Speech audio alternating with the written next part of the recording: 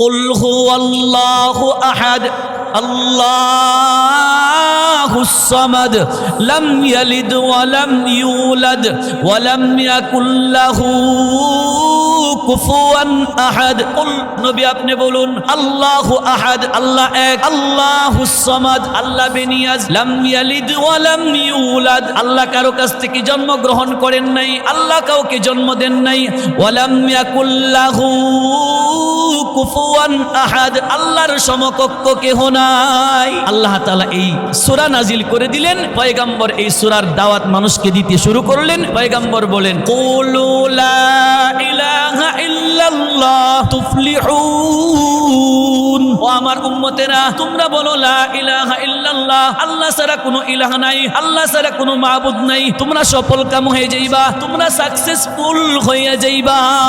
তোমরা বলো আল্লাহ ছাড়া কোনো ইলাহ নাই, আল্লাহ ছাড়া কোনো মাবুদ নাই। নবী এক আল্লাহর দিকে দাওয়াত দিতে শুরু করলেন। তখনকার যুগের প্রধানমন্ত্রীর নাম আবু জাহেল, রাষ্ট্রপতির নাম আবু লাহাব, একজন মন্ত্রীর নাম উতবা, আরেকজন মন্ত্রীর নাম সাইবা, আরেকজন মন্ত্রীর নাম আখনাস, আরেকজন মন্ত্রীর নাম নজর ইবনুল হারেস। প্রধানমন্ত্রী 360 কুদার পূজা করে, রাষ্ট্রপতি 360 কুদার পূজা করে, সমস্ত মন্ত্রী 360 কুদার পূজা করে, সমস্ত জনগণ 360 কুদার পূজা করে। আর সাধারণ জনগণ আব্দুল্লাহর পোলা মুহাম্মদ, সে বলে আল্লাহ এক। আপনারা বলেন আব্দুল্লাহর পোলার মুহাম্মদের দাওয়া চলবে না বন্ধ হবে? হ্যাঁ, দারুন নাদওয়াতে পরামর্শ করে এরা সিদ্ধান্ত নিল মুহাম্মদ যে কোরআন শরীফের তালাওয়াত করে মানুষকে তাওহীদের দাওয়াত দিচ্ছেন, এই কোরআনের প্রভাবে মানুষগুলো ইমানদার হচ্ছে, মুসলমান হচ্ছে, দলে দলে মানুষ ইমানদার হয়ে মুহাম্মদের দল বড় হইতেছে। কোনো সময় যদি মুহাম্মদ আন্দোলন করে তাহলে আমাদের গদি মুহাম্মদ নিয়ে যাবে।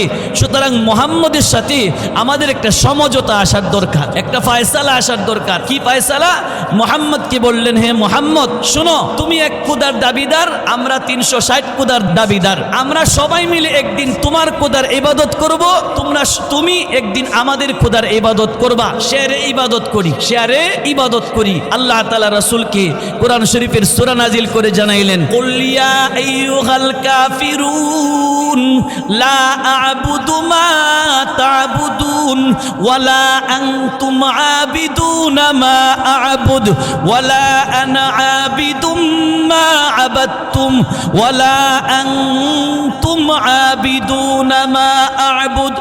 কুল ইয়া রাসূলুল্লাহ, ইয়া হাবিবাল্লাহ, আপনি কাফিরদেরকে বলে দিন, ইয়া আইয়ুহাল কাফিরুন, হে কাফের সম্প্রদায়, লা আ'বুদু, আমি ইবাদত করি না, মা তা'বুদুন, তোমরা যাদের ইবাদত করো, তোমরা যাদের ইবাদত করো, আমি তাদের ইবাদত করি না, আমি যাদের ইবাদত করি তোমরা তাদের ইবাদত করো না। অর্থাৎ শেরে ইবাদত হবে না। এখন মক্কার মুশরিকরা দারুন নাদওয়াতে পরামর্শ করে কয়েকজন নেতাকে পাঠাইলো, মুহাম্মদের কাছে যায় বলো, মুহাম্মদ যদি নেতা হতে চায় আমরা তাকে নেতা বানাইব, মুহাম্মদ যদি গদি চায় আমরা তাকে গদি দেব, মুহাম্মদ যদি টাকা চায় আমরা তাকে টাকা দেব, মুহাম্মদ যদি সুন্দর নারী বিবাহ করতে চায় আমরা তাকে সুন্দর নারী বিবাহ করাইয়া দেব। কয়েকজন নেতায় যায় বলল, মুহাম্মদ আপনি কি গদি চান? নবী বলেন, না আমি গদি চাই না। আপনি কি নেতাগিরি চান? না আমি নেতা হতে চাই না। আপনি কি সুন্দর নারী বিবাহ করতে চান? না আমি সুন্দর নারী বিবাহ করতে চাই না। আপনি কি অর্থ সম্পদ চান? না আমি অর্থ সম্পদ চাই না। কি চান আপনি? নবী বলেন, আমি চাই এক আল্লাহর দিকে কাফের বেঈমান নাস্তিক মুরতাদ বেঈমান মানুষদেরকে এক আল্লাহর দিকে দাওয়াত দিয়া ইমানদার বানায়া জাহান্নামী মানুষদেরকে জান্নাতি বানাইতে চাই। মক্কার মুশরিকরা বলে, না তোমার দাওয়াত চলবে না। নবী বলে, আমার দাওয়াত আমি দেবই। তোমরা যদি আমাকে এক হাতে চন্দ্র আর এক হাতে সূর্যও দাও, এরপরেও আমি এক আল্লাহর দিকে দাওয়াত বন্ধ করব না। মক্কার মুশরিকরা বলে, এক হাতে চন্দ্র আন্নে দেওয়াও সম্ভব না, আর এক হাতে সূর্য আন্নে দেওয়াও সম্ভব না, আর আন্নে দিলেও বেটা দাওয়াত বন্ধ করবে না। কি করা? দারুন নাদওয়াতে আরেকটা পরামর্শ বৈঠক বসলো। পরামর্শ বৈঠকে এরা সিদ্ধান্ত নিল, একজন দাঁড়ায় বলতেছে, আমরা মুহাম্মদের বিরুদ্ধে কিছু সমালোচনা করব, সমালোচিত ব্যক্তির কাছে মানুষ যাইবে না। একজন বলল কি সমালোচনা করবে? যে আমরা সমালোচনা করব মুহাম্মদ হলো একজন কবি, কারণ মুহাম্মদ যা পড়ে কুরআন এগুলো কবিতার সাথে মিল আছে। মুহাম্মদ পড়ে ওয়াশ-শামসি ওয়াদুহাহা ওয়াল কামারি ইদা তালাহা ওয়ান নাহারি ইদা জাল্লাহা ওয়াল লাইলি ইদা ইয়াগশাহা, শেষে ছন্দ মিল আছে। সুতরাং মুহাম্মদ হইল একজন কবি, মুহাম্মদ যা পড়ে তা হইল কবিতা। নাউজুবিল্লাহ। আল্লাহ তাআলা এই কথার জবাব দিয়েছেন, ওয়ামা আল্লামনাহু শি'রা ওয়ামা ইয়ানবাগী লাহু। ও বিশ্ববাসী মানব জাতি, আমি আল্লাহ আমার হাবিবকে কবিতা শিক্ষা দেই নাই, আমি আল্লাহ আমার হাবিবকে ছন্দ শিক্ষা দেই নাই, এবং একজন নবীর জন্য কবিতা শিক্ষা করা উচিত না। আমি নবীকে কবিতা শিক্ষা দেই নাই। এই তাদের মধ্যে একজন দাঁড়ায় বলতেছে, না, মুহাম্মদকে কবি বলা যাবে না। কেন? মুহাম্মদকে যদি কবি বলো, কবি হতে হলে শিক্ষিত হতে হয়। মুহাম্মদকে দুনিয়ার কোনো স্কুলেও পড়ে নাই, কোনো ভার্সিটিতেও পড়ে নাই, তো মুহাম্মদ কবি হলো কিভাবে? মানুষ প্রশ্ন করলে জবাব দিবা কি? জবাব দেওয়ার কিছু নাই। আরেকজন বলে, আমরা মুহাম্মদকে বলবো মুহাম্মদ জাদুগির। নাউজুবিল্লাহি মিন জালিক। যে কিভাবে জাদুগির হলো? যে জাদুগিরে জাদু করার কারণে মানুষের মধ্যে যেরকম প্রভাব পেলে মুহাম্মদের কোরআনে মানুষের মধ্যে এমন প্রভাব ফেলেছে, স্বামী স্ত্রীর মধ্যে বিচ্ছেদ ঘটায় দিয়েছে, সমাজের মানুষের মধ্যে বিচ্ছেদ ঘটায় দিয়েছে। মুহাম্মদ হইল একজন জাদুগির, মুহাম্মদ যা পড়ে তা হলো জাদুবিদ্যা। নাউজুবিল্লাহ। আর একজন দাঁড়ায় বলে, না, মুহাম্মদকে যদি জাদুগির বলো, জাদুবিদ্যা শিখতে হয়, মুহাম্মদ জাদুবিদ্যা শিখছে কোথায়? তার তো কোনো উস্তাদ পৃথিবীতে নাই। আরেকজন দাঁড়ায় বলে যে মুহাম্মদ হইল পাগল, পাগলামি কোনো স্কুলেও শিখতে হয় না, ভার্সিটিতেও শিখতে হয় না, মুহাম্মদ হইল একজন পাগল। নাউজুবিল্লাহ। আল্লাহ তাআলা মক্কার মুশরিকদের এই পাগলামি কথার জবাব দেওয়ার জন্য সূরাতুল কলমের প্রথম 6টি আয়াত আল্লাহ তাআলা নাজিল করে দিলেন। সুবহানাল্লাহ। কাফের বেঈমানদের দাঁত ভাঙ্গা জবাব দিয়েছেন আল্লাহ তাআলা সূরাতুল কলমের আমার তেলাওয়াতকৃত আয়াতে। আল্লাহ তাআলা বলছেন, নুন ওয়াল কলামি ওয়ামা ইয়াসতুরুন মা আনতা বিনি'মাতি রাব্বিকা বিমাজনুন ওয়া ইন্না লাকা লাআজরান গায়রা মামনুন ওয়া ইন্নাকা লাআলা খুলুকিন আযীম ফাসাতুবসিরু ওয়া ইউবসিরুন বিআইয়িকুমুল মাফতুন। এই 6টি আয়াত আল্লাহ তাআলা নাজিল করেছেন। 6টা আয়াত আমরা প্রথমেই 3 ভাগে ভাগ করি।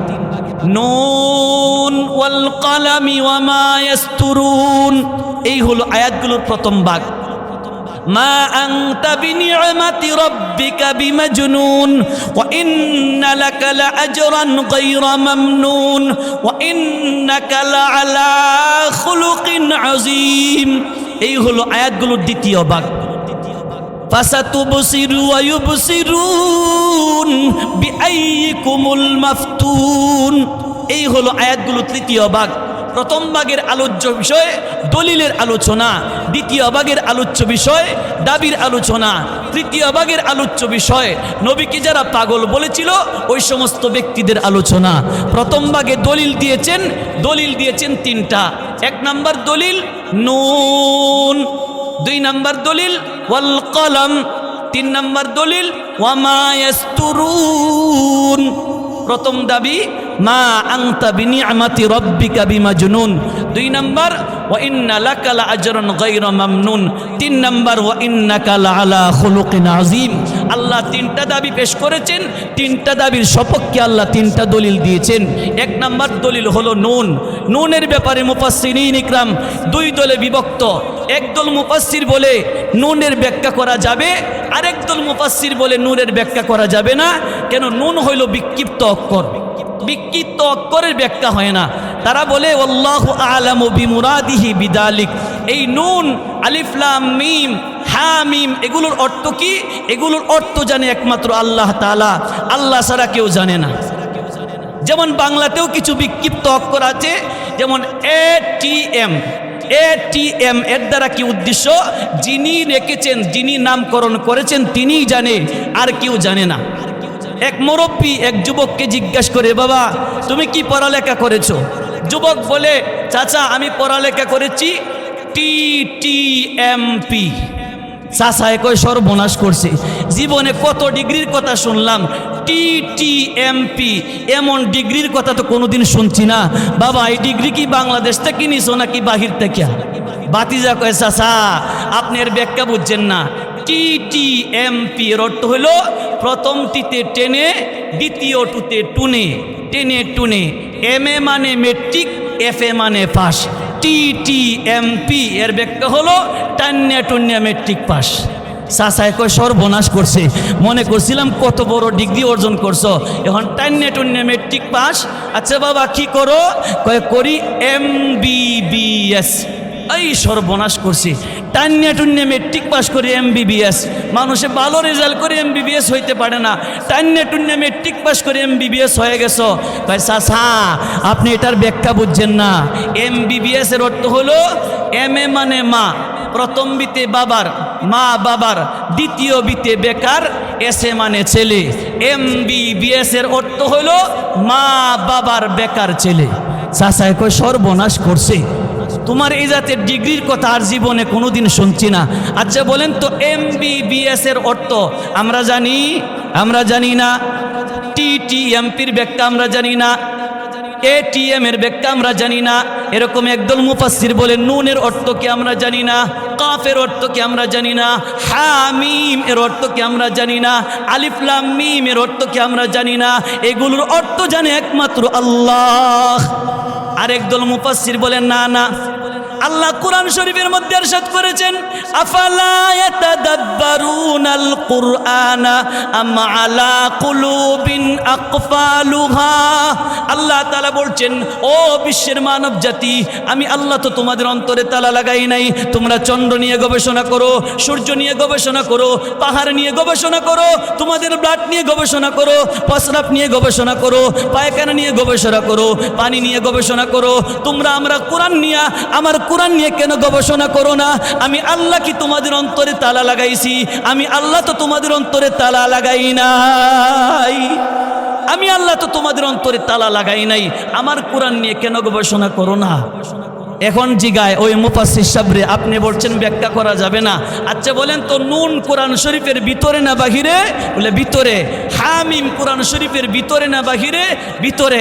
কাফ কোরআন শরীফের ভিতরে না বাহিরে? ভিতরে। যদি ভিতরে হয় আল্লাহ বলছেন গবেষণা করা যাবে, ব্যাখ্যা করা যাবে। যারা বলে ব্যাখ্যা করা যাবে এদের মধ্যে উল্লেখযোগ্য একজন মুফাসসির হলো ইবনে আব্বাস রাদিয়াল্লাহু তাআলা আনহু। তিনি হলেন রঈসুল মুফাসসিরিন, সমস্ত মুফাসসিরদের নেতা, সমস্ত মুফাসসিরদের লিডার। তিনি এই শব্দের ব্যাখ্যা করেছেন। নুন শব্দের ব্যাখ্যা করে তিনি বলেন নুন ওয়াহিয়াল হুতুল আযীম আলা তাহতিস সাবইল আরদি। ও বিশ্বের মানব জাতি, আল্লাহ নুন বলে কি বুঝাইলেন তোমরা জানোনি? নুন বলে আল্লাহ তাআলা বুঝাইলেন বিশাল বড় একটা মাছ বুঝাইলেন। নুন ওয়াহিয়াল হুতুল আযীম, নুন বলতে বিশাল বড় একটা মাছ। এই মাছ কোথায় বাস করে? আলা তাহতিস সাবইল আরদি, এই মাছটি বাস করে 7 তবক জমিনের নিচে। আল্লাহ রাব্বুল আলামিন এই 7টি জমিনকে আল্লাহ মাছের উপর রেখে দিয়েছেন। মাছটা হলো জমিন থেকে আরো বিশাল বড়। এই মাছটি আল্লাহ তাআলা রেখে দিয়েছেন একটা সাগরের উপর। সাগরটা মাছ থেকে আরো বড়। সাগরটা রেখে দিয়েছেন আল্লাহ একটা ষাঁড়ের শিংয়ের উপর। ষাঁড়টা সাগর থেকে আরো বড়। ষাঁড়টা রেখে দিয়েছেন আল্লাহ তাআলা একটা পাত্রের উপর। পাত্রটা এই মাছের থেকে ষাঁড়ের থেকে বড়। এই পাত্রটা আল্লাহ রেখে দিয়েছেন কাদামাটির মধ্যে। কাদামাটিটা পাত্রের চেয়ে বড়। কাদামাটির নিচে কি আছে পৃথিবীর কোনো সৃষ্টি জানে না, কোনো নবী জানে না, কোনো সৃষ্টকুল জানে না। আল্লাহ তাআলা নুন বলে এই 7 তবক জমিনের নিচের মাছকে বুঝাইছে। 7 তবক জমিনের নিচের মাছকে আল্লাহ তাআলা বুঝাইছেন, অর্থাৎ 7 তবক জমিনের নিচে এই বিশাল বড় মাছের কসম করেছেন। সুবহানাল্লাহ। মুহতারাম হাজিরিন, আমাদের নবীকে মক্কার মুশরিকরা পাগল বলছিল। আল্লাহ তাআলা 7 তবক জমিনের নিচের মাছের কসম করে আল্লাহ তাআলা বলতে চান নবী পাগল না। আচ্ছা এই মাছের সাথে পাগলের কি সম্পর্ক বোঝার দরকার আছে কিনা? নাই। আল্লাহ তাআলা বলেন ও বিশ্বের মানব জাতি, তোমাদের মধ্যে সবচেয়ে বড় বিজ্ঞানী হলো নাসার বিজ্ঞানীরা। নাসার বিজ্ঞানীরা জমি নিয়ে গবেষণা করে সিত্তাতু আমাকিন, 6 মাইল নিচ পর্যন্ত গেছে। 6 মাইলের গভীরে এদের জ্ঞান যায় না। এরা হলো সবচেয়ে বড় বিজ্ঞানী। আল্লাহ তাআলা পৃথিবীর মানুষকে জানাইতে চায়, আল্লাহ তাআলা মক্কার মুশরিকদের জানাইতে চায়, ও মক্কার মুশরিকেরা, তোমরা যাকে পাগল বলেছো তিনি হলেন হাবিবুল্লাহ, তিনি হলেন নবী মুহাম্মদুর রাসূলুল্লাহ। তোমাদের মধ্যে সবচেয়ে বড় বিজ্ঞানী হলো নাসার বিজ্ঞানী, তাদের বিজ্ঞানের পরিধি হলো মাত্র 6 মাইল। কিন্তু তোমরা যারা পাগল বলেছো, মুহাম্মদুর রাসূলুল্লাহর জ্ঞান শুধু 6 মাইল নিচে যায় না, মুহাম্মদুর রাসূলুল্লাহর জ্ঞান প্রথম জমিনে যায়, প্রথম জমিন পাড়ি দিয়ে দ্বিতীয় জমিনে যায়, দ্বিতীয় জমিন পাড়ি দিয়ে তৃতীয় জমিনে যায়, তৃতীয় জমিন পাড়ি দিয়ে চতুর্থ জমিনে যায়, চতুর্থ জমিন পাড়ি দিয়ে পঞ্চম জমিনে যায়, পঞ্চম জমিন পাড়ি দিয়ে ষষ্ঠ জমিনে যায়, ষষ্ঠ জমিন পাড়ি দিয়ে সপ্তম জমিনে যায়, সপ্তম জমিন পাড়ি দিয়ে মাছ পর্যন্ত যায়, মাছ পাড়ি দিয়ে সাগর পর্যন্ত যায়, সাগর পাড়ি দিয়ে সার পর্যন্ত যায়, সার পাড়ি দিয়ে পাত্তর পর্যন্ত যায়, পাত্তর পাড়ি দিয়ে কাটামাটি পর্যন্ত যায়। যে ব্যক্তির জ্ঞান এত গভীরে যায়, এই ব্যক্তি কিভাবে পাগল হইতে পারে? তোমরা যদি 6 মাইল গবেষণা করলে বড় বিজ্ঞানী হও, মুহাম্মদের জ্ঞান কোটি কোটি মাইল নিচে গেছে, এই বেটা পাগল হওয়ার কথা না বড় বিজ্ঞানী হওয়ার কথা?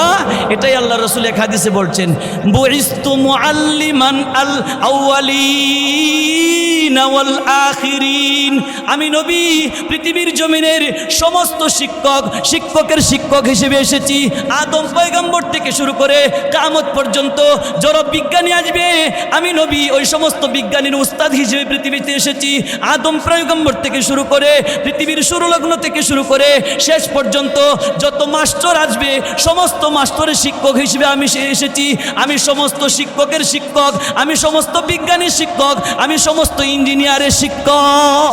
সুবহানাল্লাহ। একটা দৃষ্টান্ত দিলে বুঝবেন নবী কত বড় বিজ্ঞানী ছিলেন। বিজ্ঞানীরা গবেষণা করে চন্দ্রে গেছে, সূর্যে গেছে, এখন গবেষণা করে সূর্য বলে ফাডা। আল্লাহ রাসূল সাল্লাল্লাহু আলাইহি ওয়াসাল্লাম আরো 1500 বছরে পূর্বে নবীজি মক্কা শরীফে দাঁড়ায়া আঙ্গুল দিয়ে ইশারা করেছিল, আঙ্গুলের ইশারার কারণে সূর্যটা ফেটে গেছিল। আল্লাহ তাআলা বলছেন, ইকতারাবাতিস সাআতু ওয়ানশাক্কাল কামার, আল্লাহর নবীর আঙ্গুলের ইশারায় চন্দ্র দ্বিখণ্ডিত হয়েছিল। ও বিশ্বের বিজ্ঞানীরা, তোমরা কোনোদিন এত বড় বিজ্ঞান অর্জন করতে পারবা না। জমিনে দাঁড়ায়া কোনোদিন চন্দ্র দ্বিখণ্ডিত করতে পারবা না, সূর্য দ্বিখণ্ডিত করতে পারবা না, একটা তারকা দ্বিখণ্ডিত করতে পারবা না। কিন্তু মুহাম্মদ কত বড় বিজ্ঞানী, জমিনে দাঁড়ায়া সূর্যকে দ্বিখণ্ডিত করে ফেলেছে। মুহাম্মদ কত বড় বিজ্ঞানী, এই বিজ্ঞানীকে তোমরা বলো পাগল। নুনের আরেকটা ব্যাখ্যা হলো ওয়াহিয়া লাউহুম মাহফুজুন, নুন বলতে লৌহে মাহফুজকে বোঝানো হয়েছে।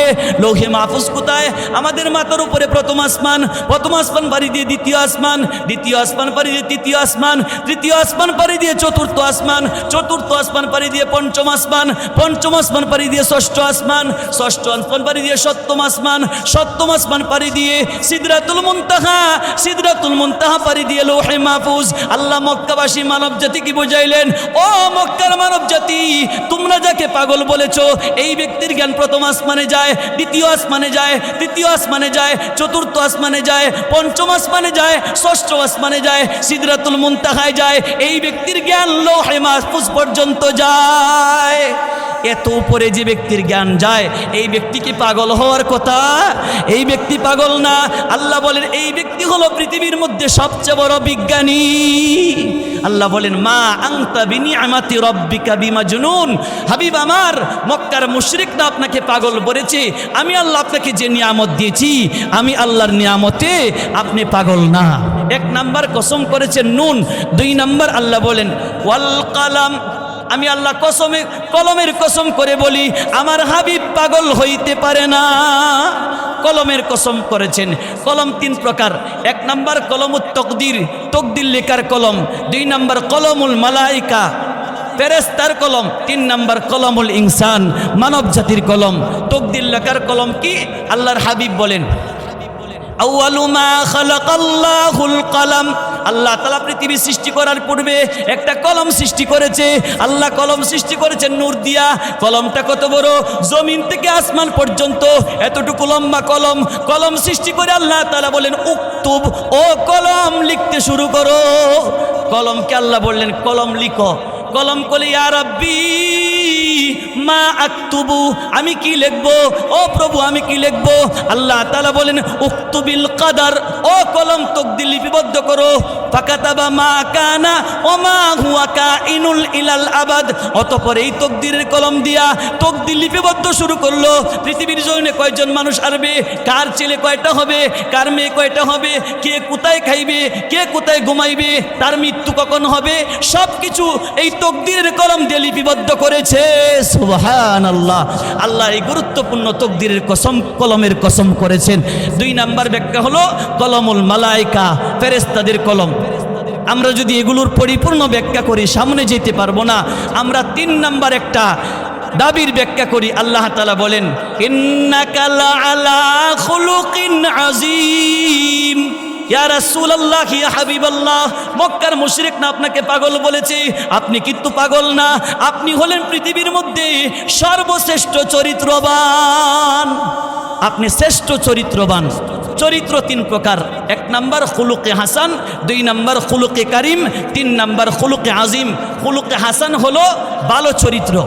এটা ছিল মুসা আলাইহিস সালামের চরিত্র।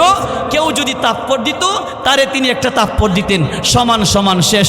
খুলুকে কারিম ছিল ঈসা আলাইহিস সালামের, কেউ যদি তাপ্পড় দিত তাকে মাফ করে দিত। 3 নাম্বার খুলুকে আজিম ছিল আমাদের নবী হযরত মুহাম্মদ সাল্লাল্লাহু আলাইহি ওয়াসাল্লামের। নবীকে যদি কেউ তাপ্পড় দিত তাকে মাফ করে দিত, আবার কিছু হাদিয়াও দিত। সুবহানাল্লাহ। আমাদের নবীর চরিত্র কেমন ছিল একটা দৃষ্টান্ত দিলে আপনারা বুঝবেন।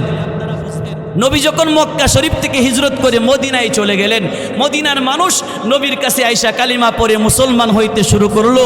মদিনা শরীফের তখন নেতা ছিল আব্দুল্লাহ ইবনে উবাই ইবনে সুলুল, সে ছিল নেতা।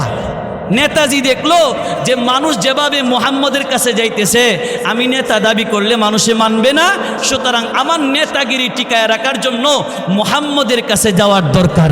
তিনি মুহাম্মদের কাছে যাইয়া রাজনৈতিক কালেমা পড়িয়া রাজনৈতিক ইমানদার হয়েছে। ইমানদার কয়েক প্রকার, এর মধ্যে একটা হলো রাজনৈতিক ইমানদার।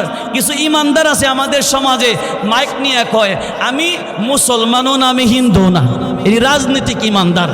আব্দুল্লাহ ইবনে উবাই ইবনে সুলুল রাজনৈতিক কালিমা পড়ে রাজনৈতিক ইমানদার হয়েছে, নবীর পিছনে নামাজ পড়েন। একদিন নবীজি বলতেছেন, ও আমার সাহাবীরা, তবুকের ময়দানে যুদ্ধে যেতে হবে। সব সাহাবা ইকরাম নাম লেখাইলেন। আব্দুল্লাহ ইবনে উবাই ইবনে সুলুল তিনি বিপদে পড়লেন, যদি আমি নাম না লেখাই মানুষে বুঝবে হইল মুনাফিক। নাম লেখাইছে বিপদে পড়িয়া। নাম লেখানোর পরে সাহাবা ইকরামের সাথে সেও যুদ্ধে গেছে। ঘটনাক্রমে এই যুদ্ধের মধ্যে 2 জন সাহাবী পানি নিয়ে ঝগড়ায় লিপ্ত হয়েছে। একজন সাহাবী আনসারী, আরেকজন সাহাবী মুহাজির। ঝগড়াটা বড় হয়ে গেছে। আনসারি সাহাবীর পক্ষ নিয়েছে সমস্ত আনসার সাহাবা ইকরাম, মুহাজির সাহাবীর পক্ষ নিয়েছে সমস্ত মুহাজির সাহাবা ইকরাম। ঝগড়া যখন বড় হয়ে গেল, আব্দুল্লাহ ইবনে উবাই ইবনে সুলুল তার একটা বেজাল্লা ফাট্টি ছিল, বেজাল্লা ফাট্টি নিয়ে এক জায়গায় বৈশা সে বক্তব্য দিতেছে, আমরা যখন এই যুদ্ধে থেকে মদিনায় চলে যাব, মদিনায় যায়া মদিনার সমস্ত মুসলমানকে এবং মদিনায় যায়া মুহাম্মদ সাল্লাল্লাহু আলাইহি ওয়াসাল্লাম মদিনা শরীফ থেকে তাড়ায়া দেব। নাউজুবিল্লাহি মিন জালিক। নবীর বিরুদ্ধে কটূক্তি করেছে, সাহাবা ইকরামের বিরুদ্ধে কটূক্তি করেছে। এখানে নবীর একজন সাহাবী ছিল, ছোট্ট সাহাবী যায়েদ ইবনে আরকাম রাদিয়াল্লাহু তাআলা আনহু। যায়েদ ইবনে আরকাম এই ঘটনা শুনে তিনি দৌড় দিয়া চলে গেলেন নবীজির কাছে। নবীজির কাছে যায় বলতেছেন, ইয়া রাসূলুল্লাহ, ইয়া হাবিবাল্লাহ, আব্দুল্লাহ ইবনে উবাই ইবনে সুলুল আমাদের বিরুদ্ধে এরকম ভাষণ দিয়েছেন, আপনার বিরুদ্ধে এমন ভাষণ দিয়েছেন। আল্লাহর নবী বলে, সত্য বলছো? তিনি বলেন, হ্যাঁ সত্য বলেছি। আল্লাহর নবী আব্দুল্লাহ ইবনে উবাই ইবনে সুলুলকে ডাকলেন, ডাকিয়া জিজ্ঞাসা করলেন, তুমি কি আমাদের বিরুদ্ধে এরকম বক্তব্য দিয়েছো? আব্দুল্লাহ ইবনে উবাই ইবনে সুলুল বলে, হুজুর আপনি এটা বিশ্বাস করতে পারলেন? আমার মতো একজন আল্লাহওয়ালা মানুষ আপনার বিরুদ্ধে এমন মন্তব্য করবে, আপনি বিশ্বাস করলেন? নবী কয়, বিশ্বাস তো করি না, কিন্তু আমার সাহাবীদের বলছে, হুজুর না মিথ্যা কথা বলছে, আমি আল্লাহর কসম করে বলি আমি এগুলো বলি নাই। নাউজুবিল্লাহ। এখন সাহাবীকে বানাইছে মিথ্যাবাদী। সাহাবী যায়েদ ইবনে আরকাম রাদিয়াল্লাহু তাআলা আনহুকে নবী শাসন করলেন, সাহাবা ইকরামও শাসন করলেন, কেন তুমি এরকম একটা ঘটনা ঘটাইলা? সাহাবা ইকরাম যখন শাসন করেছে, যায়েদ ইবনে আরকাম ছোট্ট সাহাবী এক জায়গায় দাঁড়ায় আল্লাহর কাছে দোয়া করতেছে, আল্লাহ আপনি যদি এই ঘটনার সত্যতা প্রকাশ করে না দিন, কিয়ামত পর্যন্ত সমস্ত মানুষে গালি দিবে নবী মুহাম্মদের সাহাবা ইকরাম মিথ্যাবাদী, এরা মিথ্যা কথা বলতো, আল্লাহ এর সত্যতা প্রকাশ করে দিন। আল্লাহ সাথে সাথে জিবরাইলকে বললেন, হে জিবরাইল আমার হাবিবের কাছে যাইয়া সূরাতুল মুনাফিকুন নাজিল করে দিয়ে আসো। সুবহানাল্লাহ। জিবরাইল আলাইহিস সালাতু ওয়াস সালাম আয়েশা বলতেছেন, ইয়া আইয়ুহান নাবিয়্যু, হে রাসূল সাল্লাল্লাহু আলাইহি ওয়াসাল্লাম, ইদা জাআকাল মুনাফিকুনা ক্বালু নাশহাদু ইন্নাকা লা রাসূলুল্লাহ। মুনাফিকরা যখন আসে আপনার কাছে, আয়েশা বলে, আল্লাহর রাসূল আমরা আপনাকে রাসূল মানি। ওয়াল্লাহু ইয়াশহাদু ইন্নাল মুনাফিকিনা লাকাযিবুন। আল্লাহ তাআলা সাক্ষী দিয়েছেন মুনাফিকরা হলো মিথ্যাবাদী।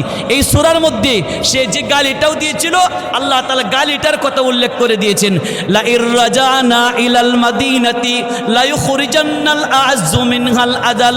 আব্দুল্লাহ ইবনে রাসূল বলছিল, আমরা যখন মক্কা থেকে হিজরত করে মদিনায় চলে যাব, মদিনায় যায়া মদিনার মধ্যে আমরা হইলাম সম্মানী, আমাদের বাবার দেশ, আমাদের দাদার দেশ, মুহাম্মাদের বাড়ি মক্কায়, সাহাবীদের বাড়ি মক্কায়, এরা মক্কা শরীফ থেকে মদিনায় আসছে, সুতরাং এদেরকে আমরা তাড়ায়া দিব।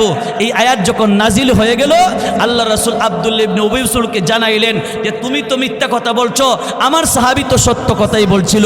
আল্লাহর নবী সাহাবীদেরকে বললেন, ও আমার সাহাবীরা, আজকের মতো যুদ্ধবিরতি, আমরা আর আজকে যুদ্ধ করব না। সমস্ত সাহাবা ইকরাম মদিনার দিকে রওনা হলেন। এখন আব্দুল্লাহ ইবনে উবাই ইবনে সুলুলের ছেলে নাম হলো আব্দুল্লাহ, সে ছিল একজন আশিকে রাসূল সাহাবী, রাসূল প্রেমিক সাহাবী। সে যখন শুনছে আমার পিতা রাসূলের বিরুদ্ধে কটূক্তি করেছে, সাহাবীর বিরুদ্ধে কটূক্তি করেছে, একটা খোলা তরবারি নিয়ে দৌড়তে শুরু করলেন, বাবাকে খুঁজতেছেন। এক জায়গায় যায় দেখি তার বাবা একটা গোড়ার উপরে সাওয়ার হয়ে দাঁড়ায় আছেন। বাবার সামনে যায় বলতেছেন, বাবা এই যে দেখছো খোলা তরবারি, তুমি নাকি আমার রাসূলের বিরুদ্ধে কটূক্তি করেছো, সাহাবীর বিরুদ্ধে কটূক্তি করেছো, আজকে তোমাকে ছাড়বো না। সাহাবা ইকরাম বলে, তোমার বাবা অপরাধ করেছে, তুমি ছাইরা দাও। তিনি বলেন, না ছাড়বো না। এক পর্যায়ে রাসূল আসলেন, রাসূল বলছেন, তোমার বাবা অপরাধ করেছে, ছেড়ে দাও। সাহাবী আব্দুল্লাহ বলেন, না না ইয়া রাসূলুল্লাহ, আমি ছাড়বো না, আমার বাবা আপনার বিরুদ্ধে কটূক্তি করেছে, সাহাবীর বিরুদ্ধে কটূক্তি করেছে। আল্লাহ যদি আমার বাবার বিরুদ্ধে হত্যার আইন জারি করে, তাহলে আমি আমার এই তরবারি দিয়া আমার বাবার গর্দান উড়িয়ে দেব। আপনি যদি এই শর্ত মানেন, আমি আমার বাবাকে ছেড়ে দেব।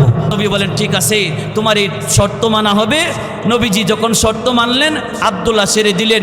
এই আব্দুল্লাহ ইবনে উবাই ইবনে সুলুল মুনাফিকের লিডার, সে যখন মৃত্যুবরণ করলো, তার ছেলে আব্দুল্লাহ নবীকে যা বলতেছেন, ইয়া রাসূলুল্লাহ, ইয়া হাবিবাল্লাহ, আমার পিতা মৃত্যুবরণ করেছেন, আপনার পরনের জামা খুলে দিবেন, আমার বাবার কাপনের কাপড় পরাইব। আল্লাহর নবী নিজের পরনের জামা খুলে দিলেন, যাও তুমি যা তোমার বাবার কাপনের কাপড় পরাও।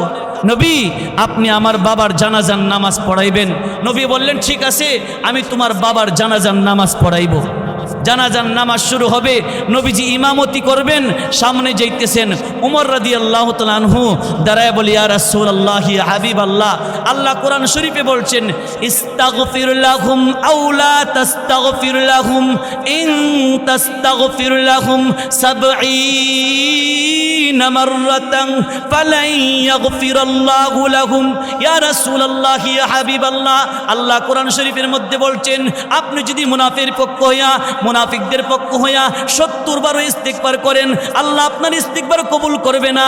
আপনি কেন এই মুনাফিকের জানাজার নামাজ পড়াইতে যান? আল্লাহর নবী বলে, উমর, কোরআন শরীফ তো নাজিল হয়েছে আমার উপর, কোরআন শরীফ তোমার থেকে আমি বেশি বুঝি। আল্লাহ বলছেন, ইস্তাগফির লাহুম, নবী আপনি তাদের জন্য ইস্তিগফার করুন, আও লা তাস্তাগফির লাহুম, অথবা ইস্তিগফার নাই করুন। ইস্তিগফার করুন বা নাই করুন, আমি আল্লাহ তাদের ব্যাপারে ৭০ বার ইস্তিগফার করলেও আমি আল্লাহ আপনার ইস্তিগফার কবুল করব না। ইয়া রাসূলুল্লাহ, ইয়া হাবিবাল্লাহ, আল্লাহ বলেছেন কবুল করবেন না, আপনি কেন জানাজার নামাজ পড়াইতে চান? আল্লাহর হাবিব বলে উমর শোনো, আল্লাহ বলছেন আপনি ইস্তেগফার করেন অথবা নাই করেন, আল্লাহ তো আমাকে নিষেধ করে না। আল্লাহ যদি চাইতো আমি যদি 70 বার ইস্তেগফার করলে আল্লাহ মুনাফিককে মাফ করে দিত, আমি নবী মুনাফিকের পক্ষ হইয়া 70 বার ইস্তেগফার করিতাম। আল্লাহর নবী এই মুনাফিকের জানাজার নামাজ পড়াইলেন, জানাজার নামাজের সালাম ফিরাইলেন, সাথে সাথে আল্লাহ তাআলা জিবরাইলকে পাঠাইলেন, জিবরাইল আমার হাবিবের কাছে আরেকটা আয়াত নাজিল করে দিয়ে আসো। জিবরাইল আয়াত নিয়ে আসলেন, ওয়ালা তুসাল্লি আলা আহাদিম মিনহুম মাতা আবাদা ওয়ালা তাকুম আলা কবরি। ইয়া রাসূলুল্লাহ, ইয়া হাবিবাল্লাহ, আপনি আর কোনোদিন কোনো মুনাফিকের জানাজার নামাজ পড়াইবেন না, কোনো মুনাফিকের কবরের পাশে দাঁড়াইবেন না, মুনাফিকদের জন্য দোয়া করবেন না, মুনাফিকের জানাজার নামাজ পড়াইবেন না। আয়াত নাজিল হলো, নবীজি জানাজার নামাজ পড়াইলেন। মুহতারাম হাজিরিন, এই ঘটনা যখন মদিনা শরীফে ঘটল, মদিনার মানুষ যখন শুনতে পারল যাকে রাসূল সাল্লাল্লাহু আলাইহি ওয়াসাল্লামকে এই মুনাফিকের লিডারে কাজে কষ্ট দিয়েছে, কথায় কষ্ট দিয়েছে, এমনকি নবীজির বিবির ব্যাপারে জিনার তুহমত পর্যন্ত দিয়েছে, এত বড় জঘন্য অপরাধীর জানাজার নামাজ নবীজি নিজে পড়াইলেন। নবীজি তার নিজের জামা খুলে দিলেন তার কাপন পরিধান করানোর জন্য। তখন একসাথে 30,000 ইহুদি কালিমা পড়ে মুসলমান হয়ে গেল। সুবহানাল্লাহ। আল্লাহর নবীর চরিত্র কেমন ছিল? এই ঘটনার মধ্যে আমাদের দুইটা প্রশ্ন। এক নাম্বার প্রশ্ন, এত বড় মুনাফিক, এই মুনাফিকের জানাজার নামাজ নবী কেন পড়াইলেন? 2 নাম্বার প্রশ্ন, এই মুনাফিকের কাপনের কাপড় পরিধান করানোর জন্য নবীর জুব্বা খুলে দিলেন, কারণ কি? 1 নাম্বার প্রশ্নের উত্তর, নবীজি জানাজার নামাজ পড়াইছেন কারণ হলো ওই আব্দুল্লাহ ইবনে উবাই ইবনুর ছেলের নাম হলো আব্দুল্লাহ, সে ছিল আশিকে রাসূল। নবী যদি তার জানাজার নামাজ না পড়াইতেন, আব্দুল্লাহকে মানুষে কষ্ট দিত। আব্দুল্লাহ কেমন নেতার পিছে ঘুরো, যে নেতা তোমার জানাজার নামাজ, তোমার বাবার জানাজার নামাজ পড়াইছেন না, আমার আব্দুল্লাহর কষ্ট হবে। এই জন্যই এই মুনাফিকের জানাজার নামাজ আমি পড়াইলাম। 2 নাম্বার, আমার পরনের কাপড় খুলে দিলাম, কারণ কি? আমার চাচা মক্কা থেকে হিজরত করে মদিনায় আসছিল, আমার চাচার পরনে জামা ছিল না, কোনো সাহাবীর জামা আমার চাচার গায়ে লাগলো না। আব্দুল্লাহ ইবনে উবাই ইবনে সুলুল তার নিজের জামা খুলে দিছিল আমার চাচাকে, আমি নবী তার ঋণ দুনিয়াতেই পরিশোধ করে দিলাম। মুহতারাম হাজিরিন, আমাদের নবীর চরিত্র ছিল শ্রেষ্ঠ চরিত্র। আল্লাহ তাআলা এই কথাই বলছেন, ইন্নাকা লাআলা খুলুকিন আযীম। আল্লাহ তাআলা এই সূরার ভিতরে 3টা জিনিসের কসম করে বলছেন, 3টা দাবি পেশ করেছেন। 1 নাম্বার, আমি আল্লাহ যে আপনাকে নিয়ামত দিয়েছি, এই নিয়ামতওয়ালা ব্যক্তি কোনোদিন পাগল হইতে পারে না। 2 নাম্বার, আপনি যে দাওয়াত দিয়েছেন, এই দাওয়াতের নেকি কোনোদিন বন্ধ হবে না, কিয়ামত পর্যন্ত আপনার কবরে নেকি যাইতেই থাকবে। 3 নাম্বার দাবি, আপনাকে শ্রেষ্ঠ চরিত্রের অধিকারী বানাইলাম। আল্লাহর নবীকে পাগল বানানোর জন্য মক্কা শরীফের দরজায় একজন লোক দাঁড় করলো। এই লোককে বলছে, তোমার দায়িত্ব হলো মানুষ যখন হজ করতে আসবে, মানুষকে বলবে এই দিকে পাগল বসা, এই দিকে তোমরা যাবা না, সোজা দিকে হজ করবা, হজ করে সোজা বের হয়ে যাইবা। মানুষের একটা অভ্যাস হইলো যেটা নিষেধ করা হয় এটা বেশি করে, ঠিক কিনা বে ঠিক? মানুষকে আগে পাগল দিকে লই, এরপরে হজ করমু। এবার নবীর কাছে যায় দেখে কত সুন্দর চেহারা, কত সুন্দর কোরআনে কারিমের তালাওয়াত শুনে কয় সর্বনাশ, এই ব্যক্তি হলো আসল মানুষ। এই ব্যক্তিকে যারা পাগল হলো, পাগল বলে, এরাই হলো বড় পাগল। আল্লাহ একথাই বলেন, ফাসাতুবসিরু ওয়া ইউবসিরুন বিআইকুমুল মাফতুন। ইয়া রাসূলুল্লাহ, ইয়া হাবিবাল্লাহ, কে পাগল আর কে পাগল না আমি আল্লাহ প্রমাণ করিয়া দিব।